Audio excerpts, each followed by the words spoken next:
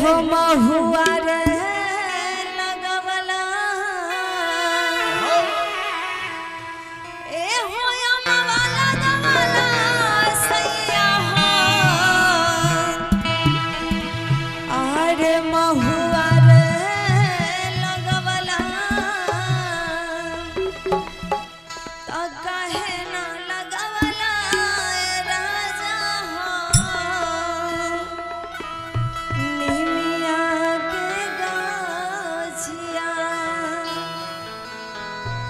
और इसी को बड़ा प्यारा भाव में कहना है और हम गाएंगे। हम मेरा साथ देना है आप लोगों को ताली के साथ। हरे अम्मा वाला गवाला पिया हो महुआ ले लगवला। ताली के साथ सभी हाथ ऊपर कर लीजिए। अम्मा वाला गवाला पिया हो महुआ ले लगवला कहे ना लगवला पिया हो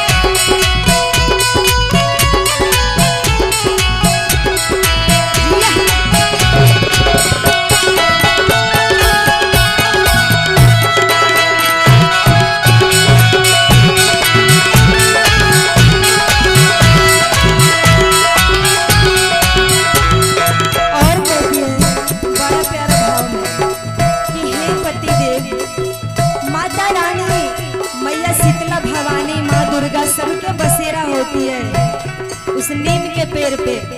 और आप ये आम और महुआ के पेड़ लगा के क्या किए, बस इसमें एक नीम का पेड़ लगा देती तो क्या हो जाता। और कहती है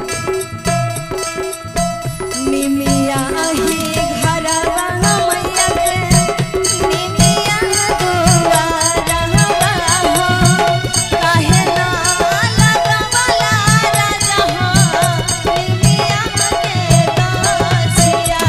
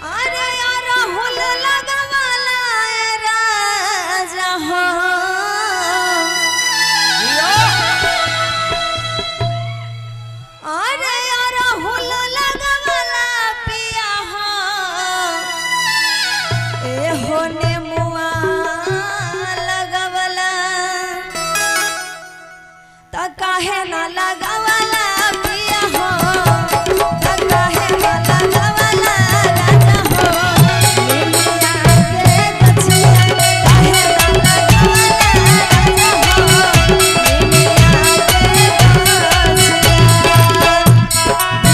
ताली के साथ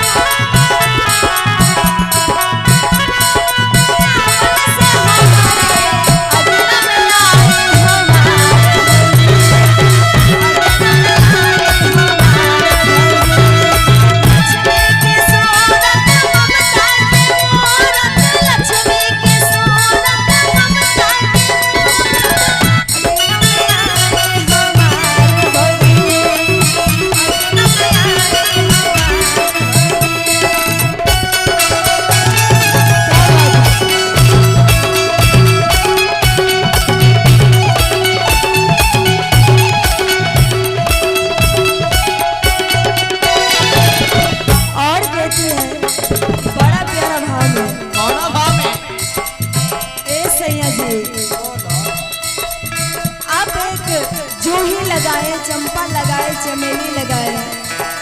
और कहते हैं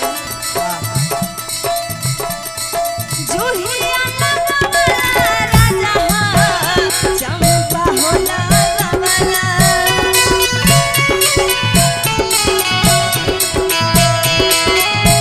जूहिया लगवला सैया चंपा हो लगवला काहे ना लगवला राजा काहे ना लगवला सैया आरा हो लगे गछिया काहे ना लगवला राजा बिमिया के गछिया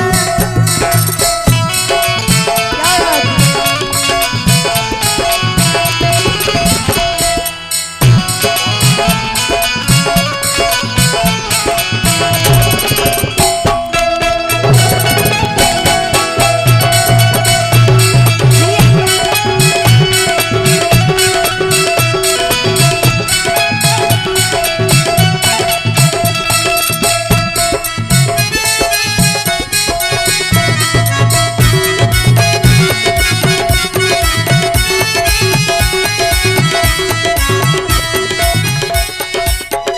अरे अम्मा वाला गमला पिया महुआ रे लगवला अम्मा वाला गमला पिया महुआ रे लगवला।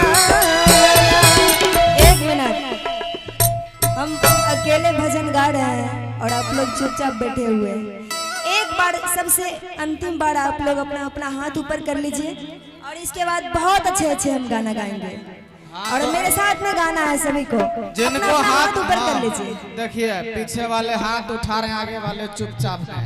वही ना, हाँ। सभी आदमी उठा लीजिए, सब जो उठा उठाएंगे लीजिए, अपना क्यों? लिए उठाएंगे, उठा लीजिए बस अपने लिए।